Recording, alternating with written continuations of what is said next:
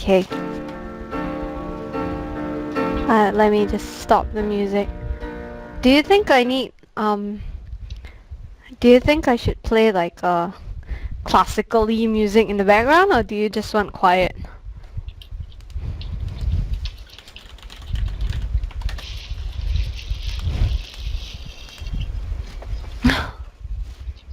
Okay, just quiet then. Yeah, because classical music might not fit with like, what if it's like an exciting scene? Rainy mood.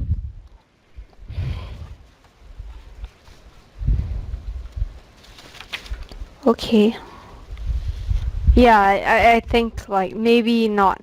Uh, we can try that next time. Okay. So, oh, okay. Let's like, let me Google reading music.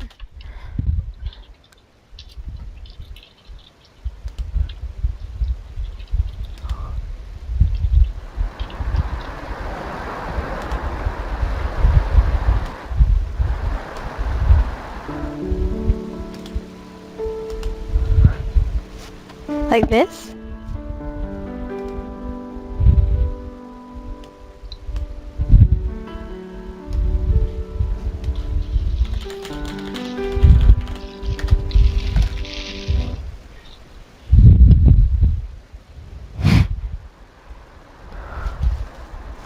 Are we okay?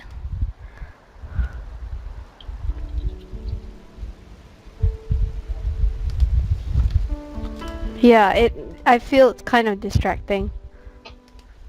I can do it while I'm like reading quietly. But okay, chapter 1, in which we learn of the village of Wall and of the curious thing that occurs there every 9 years.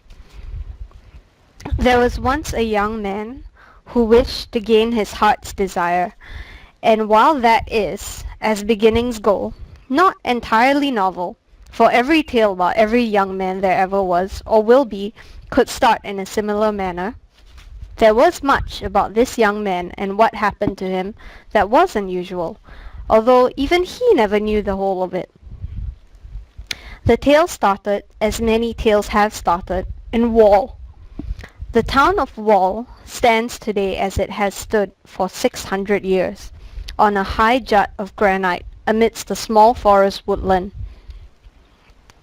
The houses of Wall are square and old, built of grey stone, with dark slate roofs and high chimneys. Taking advantage of every inch of space on the rock, the houses lean into each other, are built one upon the next, with here and there a bush or tree growing out of the side of a building.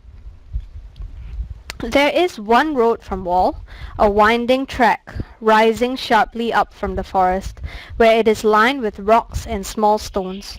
Followed far enough south, out of the forest, the track becomes a real road, paved with asphalt.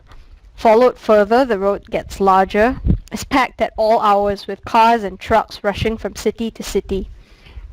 Eventually, the road takes you to London, but London is a whole night's drive from Wall.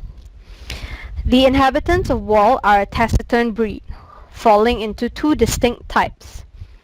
The native Wall folk, as grey and tall and stocky as the granite outcrop their town was built upon, and the others, who have made Wall their home over the years, and their descendants. Below Wall on the west is the forest. To the south is a treacherously placid lake, served by the streams that drop from the hills behind Wall to the north. There are fields upon the hills on which sheep graze. To the east is more woodland. Immediately to the east of Wall is a high grey rock wall, from which the town takes its name. This wall is old, built of built of rough square lumps of hewn granite. And it comes from the woods and goes back to the woods once more. There is only one break in the wall, an opening about 6 feet in width, a little to the north of the village. Through the gap in the wall can be seen a large green meadow. Beyond the meadow a stream, and beyond the stream there are trees.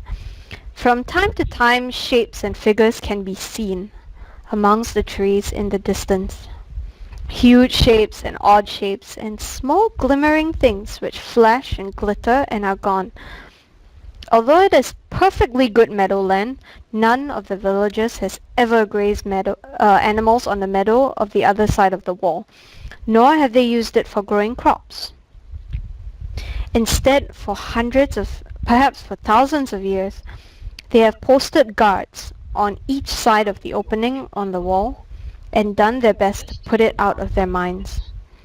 Even today, 2 townsmen stand on either side of the opening night and day, taking 8-hour shifts. They carry hefty wooden cudgels. They flank the opening on the town side. Their main function is to prevent the town's children from going through the opening, into the meadow and beyond. Occasionally they are called upon to discourage a solitary rambler or one of the few visitors to the town from going through the gateway. The children they discourage simply with displays of the cudgel.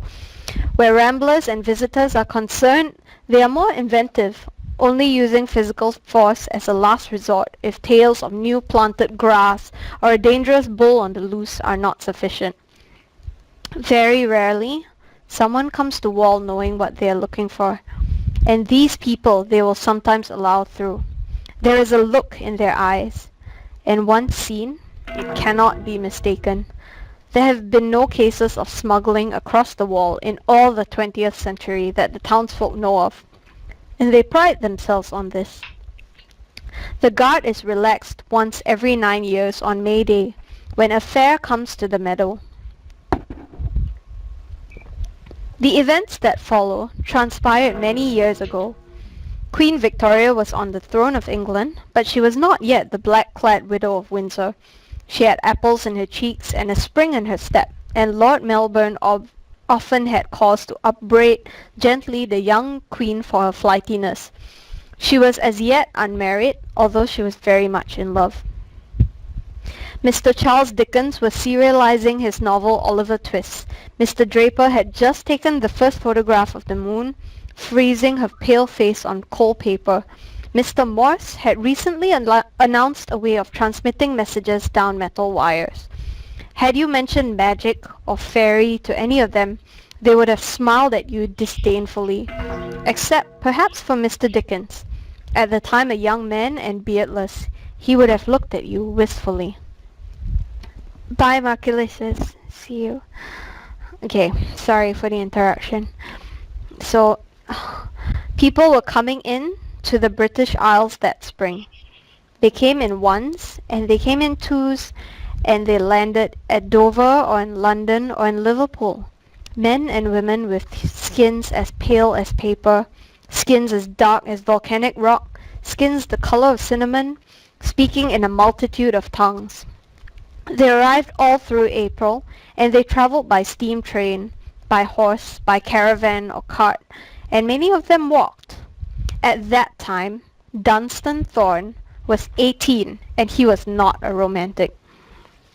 He had nut brown hair, and nut brown eyes, and nut brown freckles. He was middling tall and slow of speech. He had an easy smile, which illuminated his face from within, and he dreamed, when he daydreamed in his father's meadow, of leaving the village of Wall and all its unpredictable charm, and going to London or Edinburgh or Dublin or some great town where nothing was dependent on which way the wind was blowing. He worked on his father's farm and owned nothing save a small cottage in a far field given to him by his parents. Visitors were coming to Wall that April for the fair, and Dunstan resented them. Mr. Bromios's inn, the Seventh Magpie, normally a warren of empty rooms, had filled a week earlier. And now the strangers had begun to take rooms in the farms and private houses, paying for their lodgings with strange coins, with herbs and spices, and even with gemstones. As the day of the fair approached, the atmosphere of anticipation mounted. People were waking earlier, counting days, counting minutes. The guards on the gate at the sides of the wall were restive and nervous. Figures and shadows moved in the trees at the edge of the meadow. In the seventh magpie, Bridget Comfrey, who was widely regarded as the most beautiful pot girl in living memory, was provoking friction between Tommy Forrester, with whom she had been seen to step out over the previous year, and a huge man with dark eyes and a small chittering monkey. The man spoke little English, but he smiled expressively whenever Bridget came by. In the pub's tap room, the regulars sat in awkward proximity to the visitors, speaking so. "It's only every 9 years. They say in the old days it was every year at midsummer. Ask Mr. Bromius, he'll know." Mr. Bromius was tall, and his skin was olive. His black hair was curled tightly on his head. His eyes were green. As the girls of the village became women, they took notice of Mr. Bromius, but he did not return their notice. It was said he had come to the village quite some time ago, a visitor, but he had stayed in the village, and his wine was good, so the locals agreed. A loud argument broke out in the public lounge between Tommy Forrester and the dark-eyed man, whose name appeared to be Alum Bay. "Stop them! In the name of heaven, stop them!" shouted Bridget. "They're going out the back to fight over me," and she tossed her head prettily so that the light of the oil lamps caught her perfect golden curls. Nobody moved to stop the men, although a number of people, villagers and newcomers alike, went outside to spectate. Tommy Forrester removed his shirt and raised his fist in front of him. The stranger laughed and spat onto the grass, and then he seized Tommy's right hand and sent him flying onto the ground, chin first. Tommy clambered to his feet and ran at the stranger. He landed a glancing blow on the man's cheek, before finding himself face down in the dirt, his face being slammed into the mud, with the wind knocked out of him. Alum Bay sat on top of him and chuckled, and said something in Arabic. That quickly and that easily the fight was over. Alum Bay climbed off Tommy Forrester, and he strutted over to Bridget Comfrey, bowed low to her, and grinned with gleaming teeth. Bridget ignored him and ran to Tommy. "Why, whatever has he done to you, my sweet?" she asked, and mopped the mud from his face with her apron, and called him all manner of endearments. Alum Bay went, with the spectators, back into the public rooms of the inn, and he graciously bought Tommy Forrester a bottle of Mr. Bromios' Chablis when Tommy returned. Neither of them was quite certain who had won and who had lost. Dunstan Thorne was not in the seventh magpie that evening. He was a practical lad who had, for the last 6 months, been courting Daisy Hempstock, a young woman of similar practicality. They would walk on fair evenings around the village and discuss the theory of crop rotation and the weather and other such sensible matters. And on these walks, upon which they were invariably accompanied by Daisy's mother and younger sister walking a healthy 6 paces behind, they would, from time to time, stare at each other lovingly. At the door to the Hempstocks, Dunstan would pause and bow and take his farewell, and Daisy Hempstock would walk into her house and remove her bonnet and say, I do so wish Mr. Thorne would make up his mind to propose. I'm sure Papa would not be averse to it." "Indeed, I'm sure that he would not," said Daisy's mamma on this evening, as she said on every such evening, and she removed her own bonnet and her gloves and led her daughters to the drawing-room, in which a very tall gentleman with a very long black beard was sitting, sorting through his pack. Daisy and her mamma and her sister bobbed curtsies to the gentleman, who spoke little English and had arrived a few days before. The temporary lodger, in his turn, stood and bowed to them, and then returned to his pack of wooden oddments, sorting, arranging, and polishing. It was chilly that April, with the awkward changeability of English spring. The visitors came up the narrow road through the forest from the south. They filled the spare rooms. They bunked out in cow byres and barns. Some of them raised colored tents. Some of them arrived in their own caravans drawn by huge grey horses or by small shaggy ponies. In the forest there was a carpet of bluebells. On the morning of April the 29th, Dunstan Thorne drew guard duty on the gap in the wall, with Tommy Forrester. They stood on each side of the gap in the wall, and they waited. Dunstan had done guard duty many times before, but hitherto his task had consisted of simply standing, and on occasion shooing away children. Today he felt important. He held a wooden cudgel, and as each stranger to the village came up to the break in the wall, Dunstan or Tommy would say, "Tomorrow, tomorrow. No one's coming through today, good sirs." And the strangers would retreat a little way and stare through the break in the wall, at the unassuming meadow beyond it, at the unexceptional trees that dotted the meadow, at the rather dull forest behind it. Some of them attempted to strike up conversations with Dunstan or Tommy, but the young men, proud of their status as guards, declined to converse, contenting themselves by raising their heads, tightening their lips, and generally looking important. At lunchtime, Daisy Hempstock brought by a small pot of shepherd's pie for them both, and Bridget Comfrey brought them each a mug of spiced ale. And at twilight, another two able-bodied young men of the village arrived to relieve them, carrying a lantern each, and Tommy and Dunstan walked down to the inn where Mr. Bromios gave each of them a mug of his best ale. And his best ale was very fine indeed, as their reward for doing guard duty. There was a buzz of excitement in the inn, now crowded beyond believing. It was filled with visitors to the village from every nation in the world, or so it seemed to Dunstan, who had no sense of distance beyond the woods that surrounded the village of Wall. So he regarded the tall gentleman in the black top hat at the table beside him, all the way up from London, with as much awe as he regarded the taller, ebony-coloured gentleman in the white one-piece robe, with whom he was dining. Dunstan knew that it was rude to stare, and that, as a villager of the Wall, he had every right to feel superior to all of the foreigners. He spelt it here as foreigners, so I guess it's like, to all of the foreigners, which is, I guess, how they pronounced it. But he could smell unfamiliar spices on the air, and hear men and women speaking to each other in 100 tongues, and he gawked and gazed unashamedly.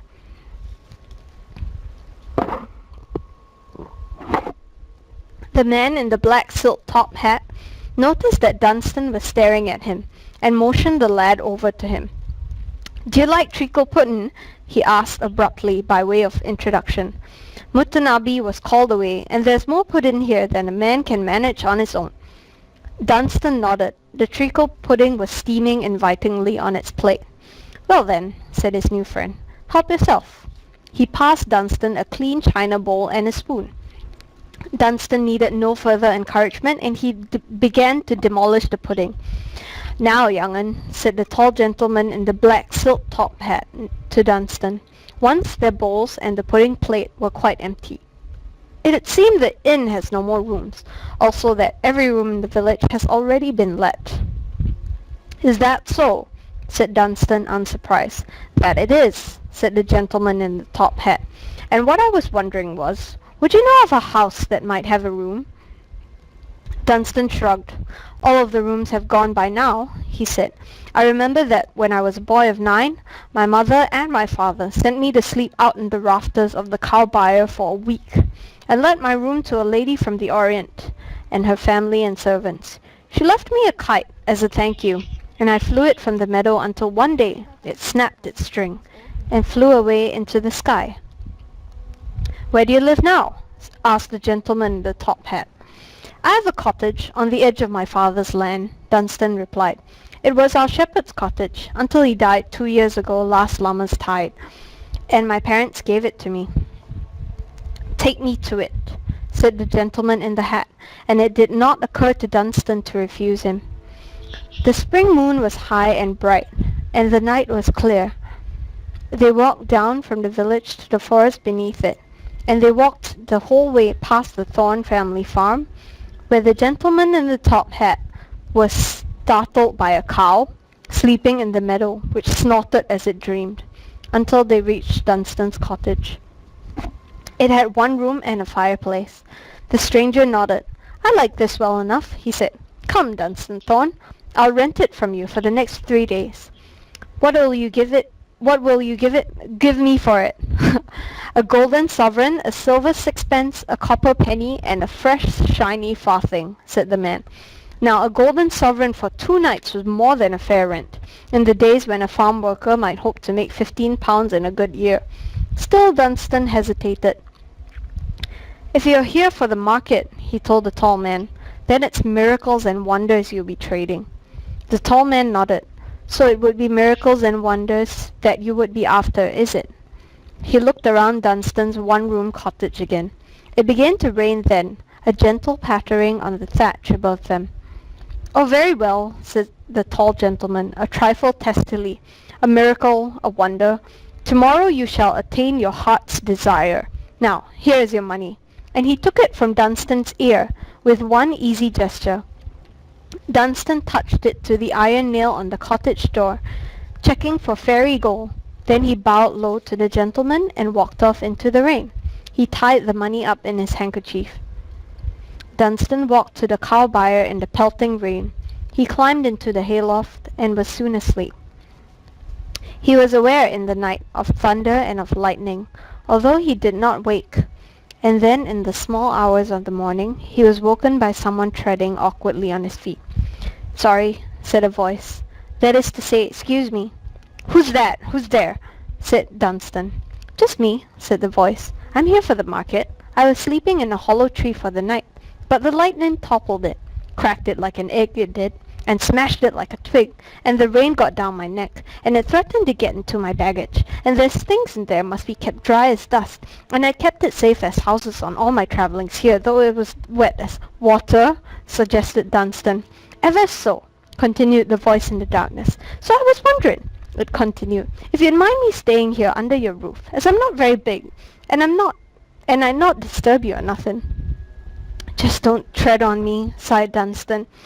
It was then that a flash of lightning illuminated the byre, and in the light Dunstan saw something small and hairy in a corner wearing a large floppy hat, and then darkness.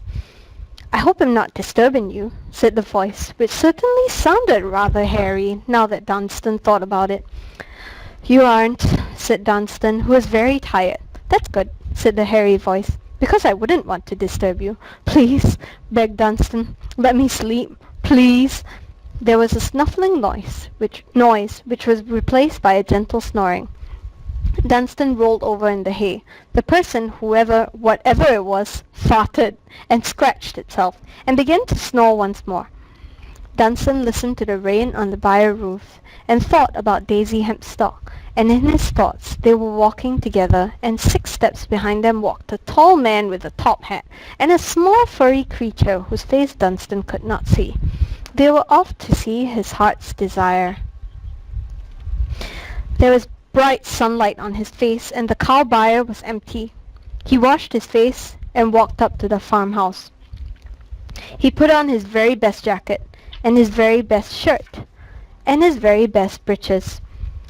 He scraped the mud from his boots with his pocket knife. Then he walked into the farm kitchen and kissed his mother on the cheek, and helped himself to a cottage loaf and a large pat of fresh churned butter.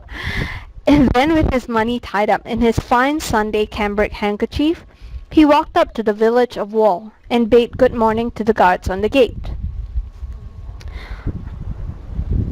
Through the gap in the wall he could see coloured tents being raised, stalls being erected, coloured flags, and people walking back and forth. "We're not to let anyone through till midday," said the guard. Dunstan shrugged and went to the pub, where he pondered what he would buy with his savings, the shiny half-crown he had saved, and the lucky sixpence with a hole drilled through it on a leather thong around his neck, and with the additional pocket handkerchief filled with coins. He had, for the moment, quite forgotten that there had been anything else promised the night before.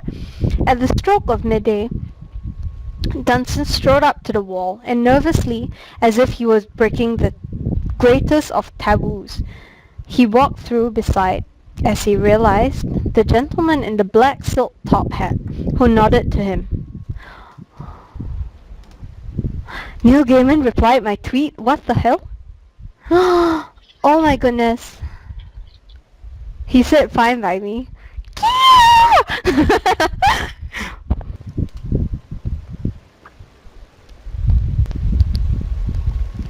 Because I asked him whether it was... Okay, back to the story. Shh.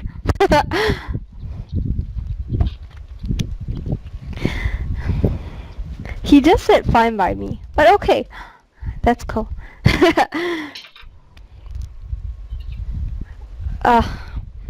Okay, yeah, so... Back to the story. So, okay, at the stroke of midday, Dunstan strode up to the wall and nervously, as if he were breaking the greatest of taboos, he walked through beside, as he realized the gentleman in the black silk top hat, who nodded to him. Ah, my landlord, and how are you today, good sir? Very well, said Dunstan. Walk with me, said the tall man. Let us walk together. They walked across the meadow, towards the tents. Have you been here before? Asked the tall man. I went to the last market 9 years ago. I was only a boy, admitted Dunstan. Well, said his tenant, remember to be polite and take no gifts. Remember that you're a guest. And now I shall give you the last part of the rent that I owe you, for I swore an oath, and my gifts last a long time. You and your firstborn child, and his or her firstborn child. It's a gift that will last as long as I live. And what would that be, sir? Your heart's desire, remember, said the gentleman in the top hat. Your heart's desire. Dunstan bowed, and they walked on towards the fair. Eyes! Eyes! New eyes for all! Shouted a tiny woman in front of a table covered with bottles and jars filled with eyes of every kind and color. Instruments of music from 100 lands, penny whistles, tuppenny hums, threepenny choral anthems. Try your luck, step right up, answer a simple riddle and win a wind flower. Everlasting lavender, bluebell cloth, bottled dreams, a shilling a bottle. Coats of night, coats of twilight, coats of dusk. Swords of fortune, wands of power, rings of eternity. Cards of grace, roll up, step this way. Salves and ointments, filters and nostrums. Dunstan paused in front of a stall covered with tiny crystal ornaments. He examined the miniature animals, pondered getting one for Daisy himself. He picked up a crystal cat, no bigger than his thumb. Sagely it blinked at him, and he dropped it, shocked. It righted itself in mid-air, and like a real cat, fell on its 4 paws. Then it stalked over to the corner of the stall and began to wash itself. Dunstan walked on, through the thronged market. It was bustling with people. All the strangers who had come to Wall in the previous weeks were there, and many of the inhabitants of the town of Wall as well. Mr. Bromios had set up a wine tent and was selling wines and pasties to the village folk, who were often tempted by the foods being sold by the folk from beyond the wall, but had been told by their grandparents, who had got it from their grandparents, that it was deeply, utterly wrong to eat fairy food, to eat fairy fruit, to drink fairy water, and sip fairy wine.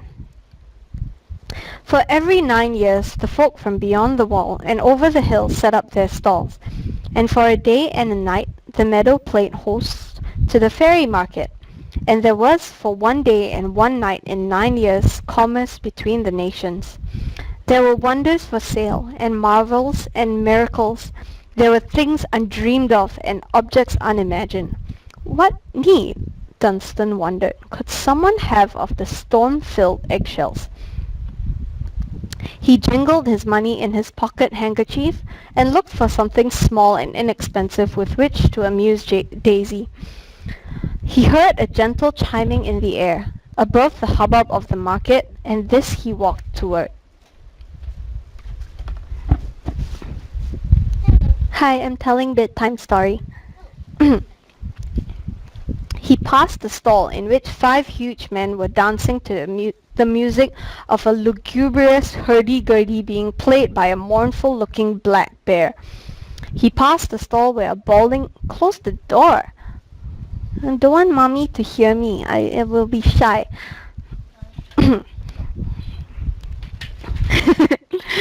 He passed a stall where a balding man in a brightly coloured kimono was smashing china plates and tossed them into a burning bowl from which coloured smoke was pouring, all the while calling out to the passers-by, "Stop laughing at me, guys!" No.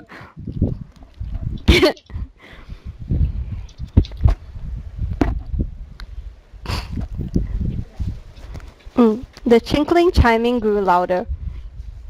Reaching the stall from which the sound was emanating, he saw that it was deserted.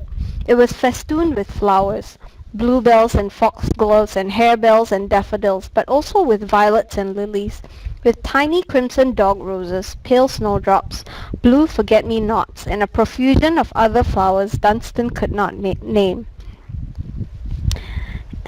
Each flower was made of glass or crystal, spun or carved. He could not tell. They counterfeited life perfectly, and they chimed and jingled like distant glass bells. "Hello?" called Dunstan.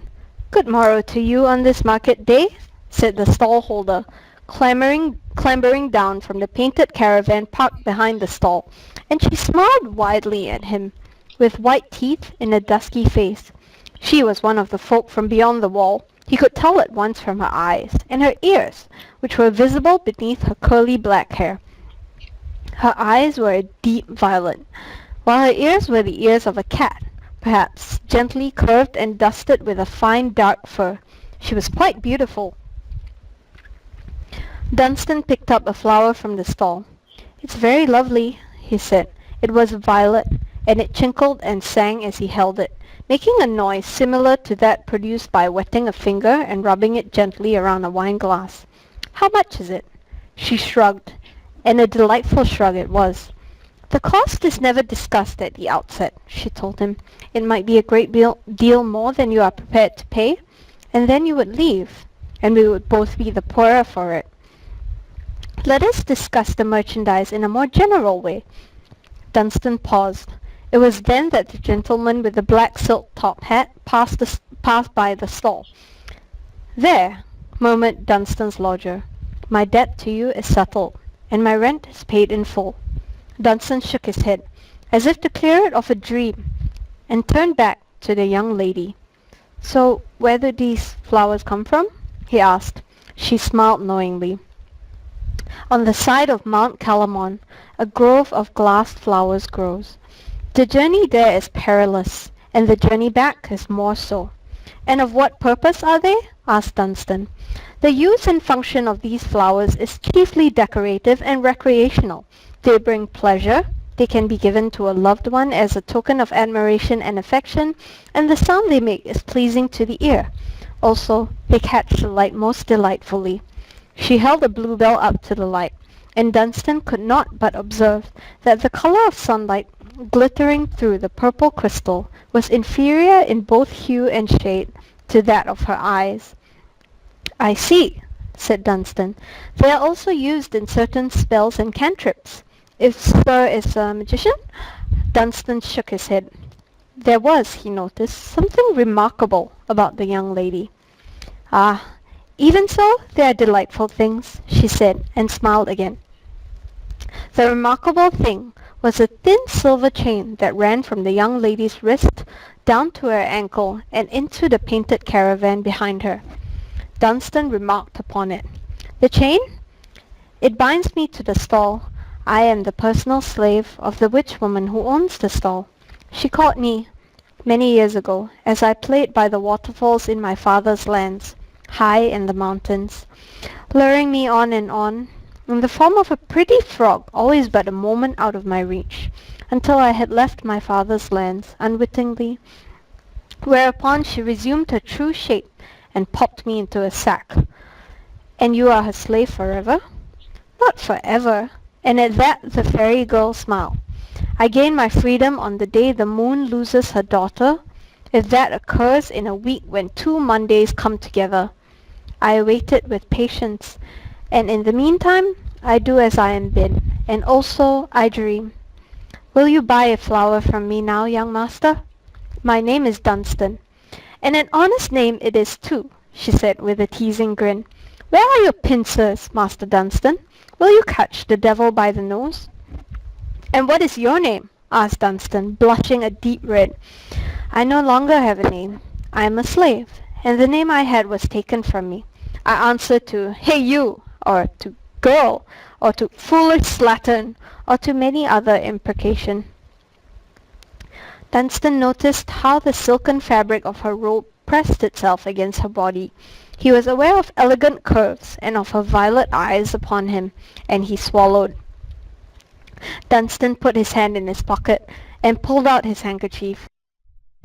He could no longer look at the woman. He tumbled out his money onto the counter. Take enough for this, he said, picking a pure white snowdrop from the table. We do not take money at this stall.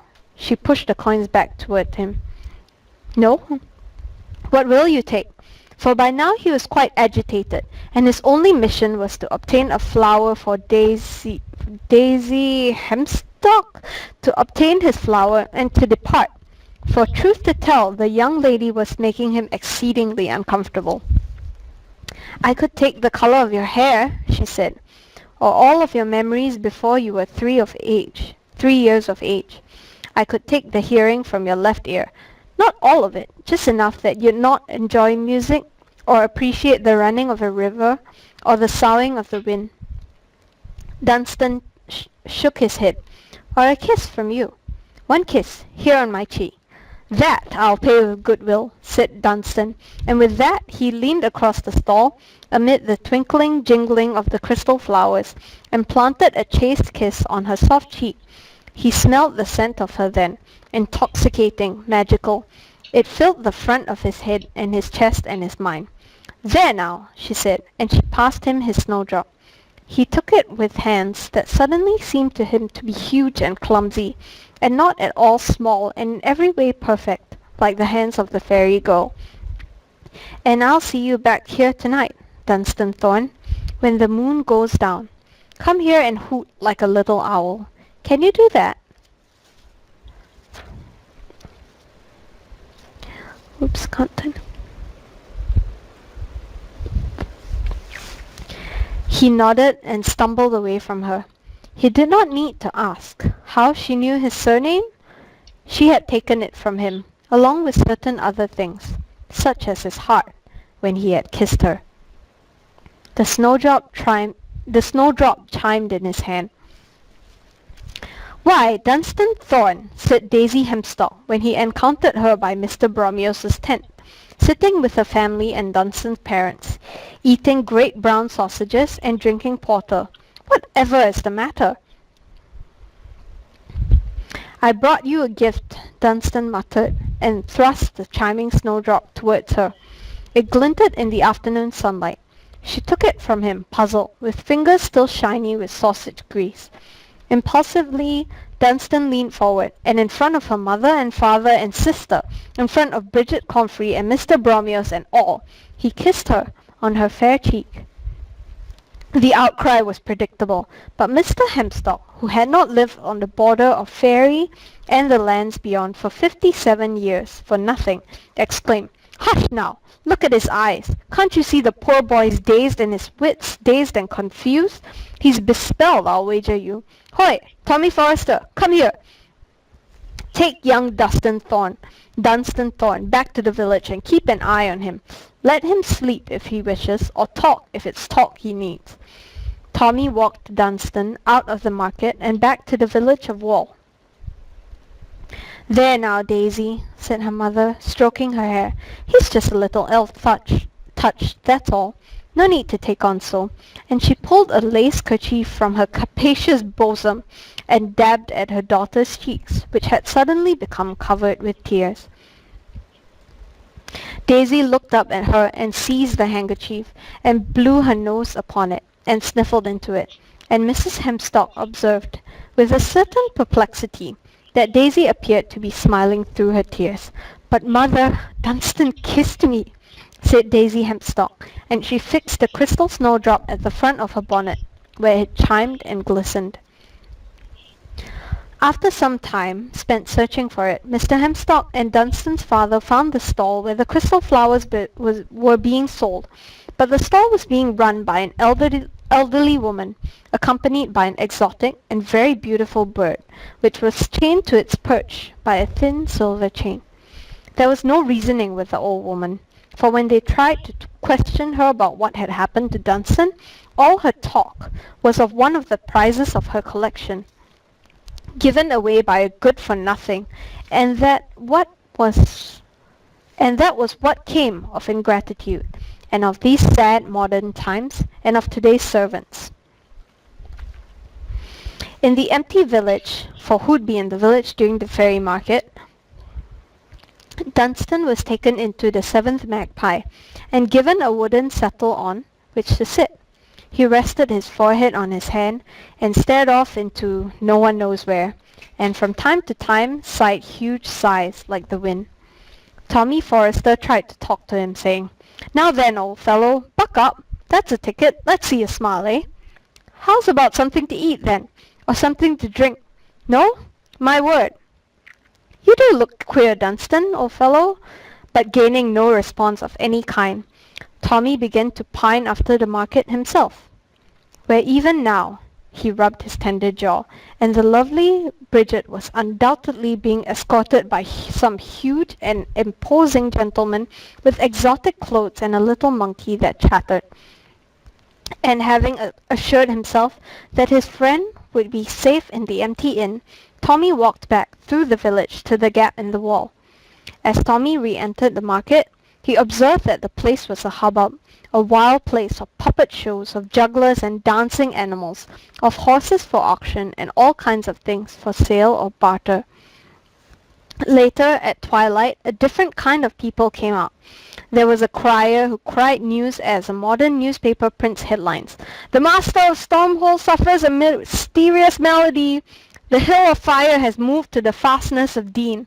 The Squire of Garamon's only heir is transformed into a grunting pigwidgeon," and would, for a coin, expand further on these stories. The sun set, and a huge spring moon appeared, high already in the heavens.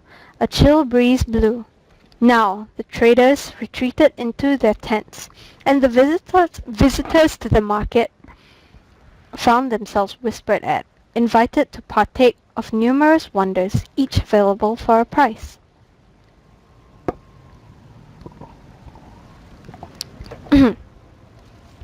And as the moon came low on the horizon, Dunstan Thorne walked quietly down the cobbled streets of the village of Wall. He passed many a merrymaker, visitor or foreigner, although few enough of them observed him as he walked. He slipped through the gap in the wall. Thick it was, the wall, and Dunstan found himself wondering, as his father had before him, what would happen were he to walk along the top of it. Through the gap and into the meadow, and that night, for the first time in his life, Dunstan entertained thoughts of continuing on through the meadow, of crossing the stream and vanishing into the trees on its far side. He entertained these thoughts awkwardly, as a man entertains unexpected guests. Then, as he reached his objective, he pushed these thoughts away, as a man apologizes to his guests and leaves them, muttering something about a prior engagement. The moon was setting. Dunstan raised his hands to his mouth and hooted. There was no response. The sky above was a deep color, blue perhaps, or purple, not black, sprinkled with more stars than the mind could hold. He hooted once more. "That," he said severely in his ear, "is nothing like a little owl. A snowy owl it could be, a barn owl even. If my ears were stopped up with twigs, perhaps I'd imagine it an eagle owl. But it's not a little owl." Dunstan shrugged and grinned a little foolishly.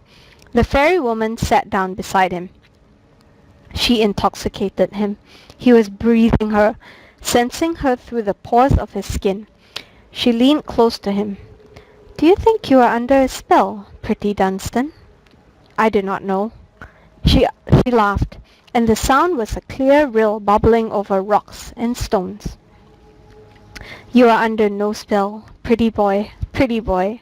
She lay back in the grass and stared up at the sky. "Your stars," she asked, "what are they like?" Dunstan lay beside her in the cool grass and stared up at the night sky. There was certainly something odd about the stars. Perhaps there was more colour in them, for they glittered like tiny gems. Perhaps there was something about the number of tiny stars, the constellations. Something was strange and wonderful about the stars. But then they lay back to back, staring up at the sky. "What do you want from life?" asked the fairy lass. "I don't know," he admitted. "You, I think." "I want my freedom," she said. Dunstan reached down to the silver chain that ran from her wrist to her ankle, and off away in the grass. He tugged on it. It was stronger than it looked. It was fashioned of cat's breath and fish scales and moonlight mixed in with the silver, she told him, "unbreakable, until the terms of the spell are concluded." "Oh." He moved back onto the grass. "I should not mind it, for it is a long, long chain. But the knowledge of it irks me, and I miss my father's land. And the witch woman is not the best of mistresses." And she was quiet. Dunstan leaned over toward her, reached a hand up to her face, felt something wet and hot splash against his hand. "Why, you are crying." She said nothing. Dunstan pulled her toward him, wiping ineffectually at her face with his big hand. And then he leaned into her sobbing face, and tentatively, uncertain of whether or not he was doing the correct thing given the circumstances, he kissed her, full upon her burning lips. There was a moment of hesitation, and then her mouth opened against his, and her tongue slid into his mouth, and he was, under the strange stars, utterly, irrevocably lost.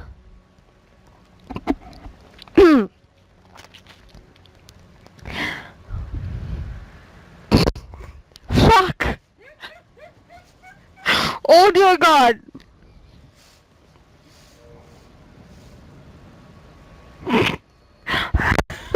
How do I read this? It's... give me some time.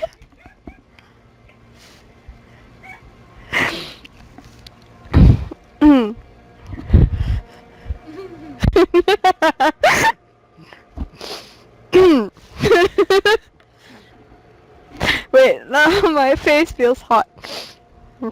I'm sweating now.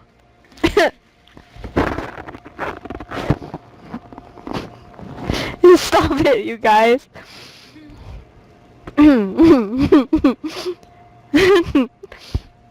Okay. He had kissed before with the girls of the village, but he had gone no further. His hand felt a small breast through the silk. Oh, what the breast, bro? Neil Gaiman, why you do this to me?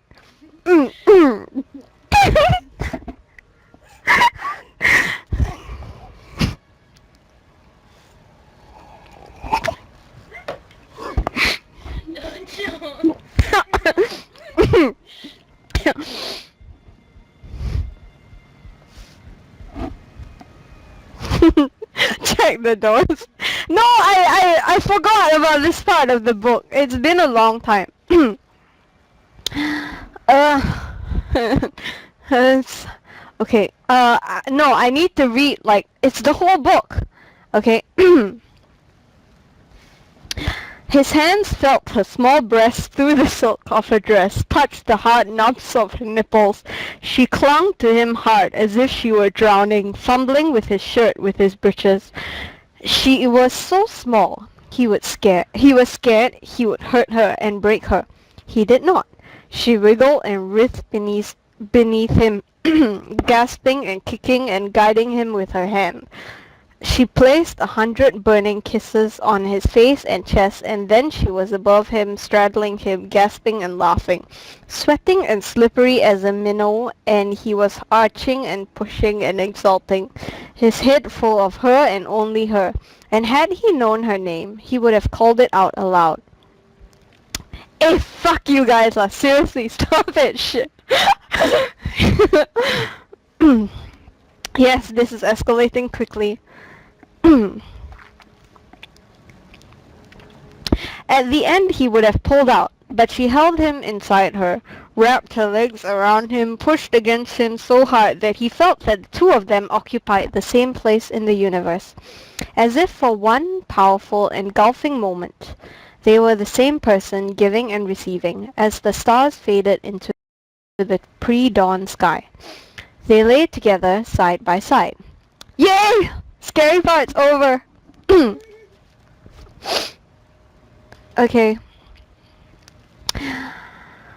The fairy woman adjusted her silk robe and was once more decorously covered. Dunstan pulled his breeches back up with regret. He squeezed her small hand in his. The sweat dried on his skin, and he felt chilled and lonely. He could see her now, as the sky lightened into a dawn grey. Around them animals were stirring.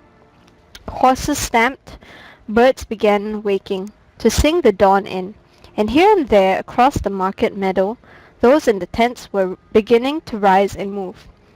Now, get along with you, she said softly, and looked at him half regretfully, with eyes as violet as the cirrus clouds high in the dawn sky. And she kissed him gently on the mouth, with lips that tasted of crushed blackberries. Then she stood up and walked back into the gypsy caravan behind the stall. Dazed and alone, Dunstan walked through the market, feeling a great deal older than his 18 years. He returned to the cow byre, took off his boots and slept until he woke, when the sun was high in the sky. On the following day the market finished, although Dunstan did not return to it, and the foreigners left the village, and life in Wall returned to normal, which was perhaps slightly less normal than life in most villages, particularly when the wind was in the wrong direction, but was, all things considered, normal enough.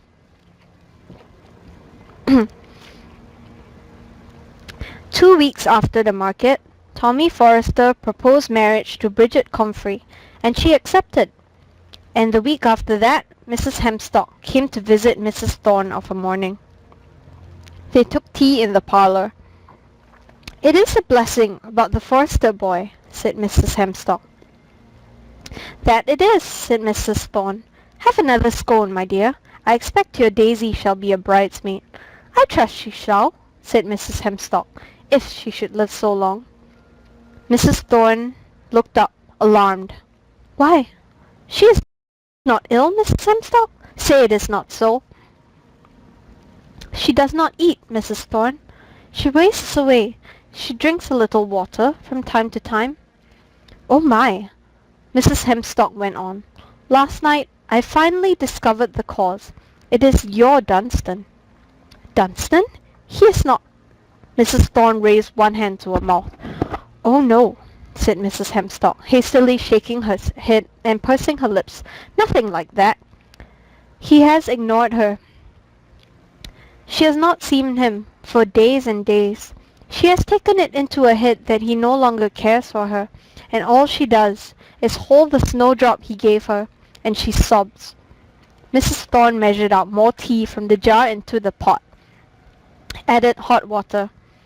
"Truth to tell," she admitted, "we're a little concerned about Dunstan, Thorny and me. He's been mooning. That's the only word for it. His work isn't getting done. Thorny was saying that he needs some settling down, that boy. If he'd but settle down, why, Thorny was saying he'd settle all the westward meadows on the lad. Mrs. Hemstock nodded slowly.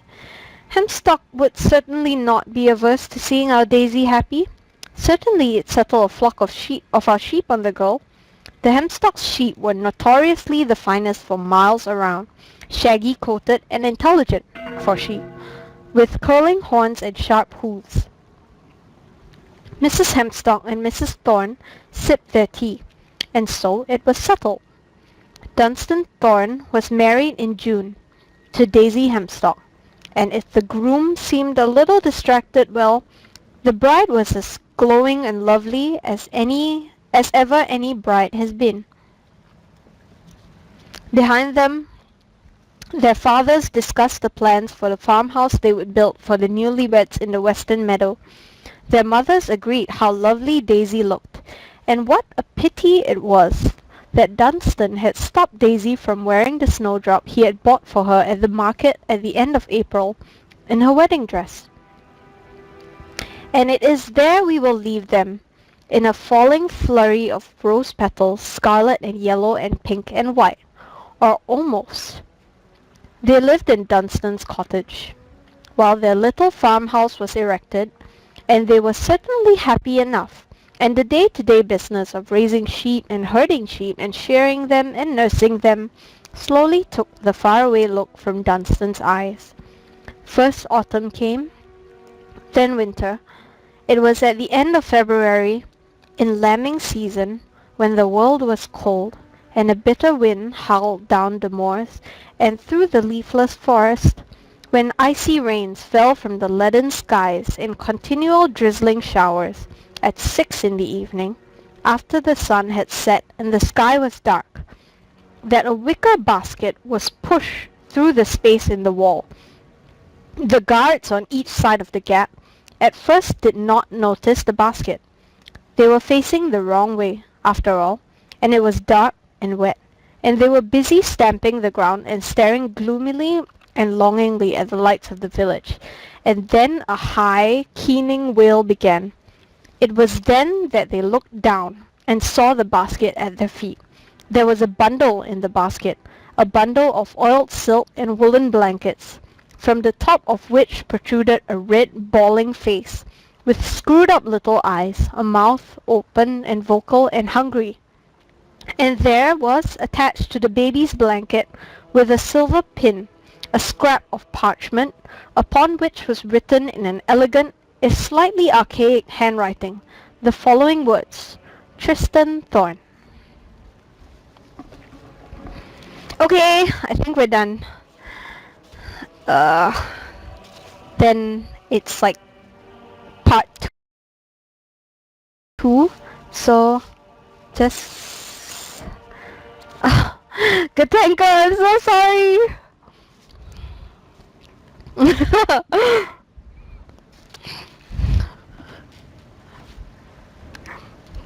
Yes, tomorrow for part 2. Thank you all for listening.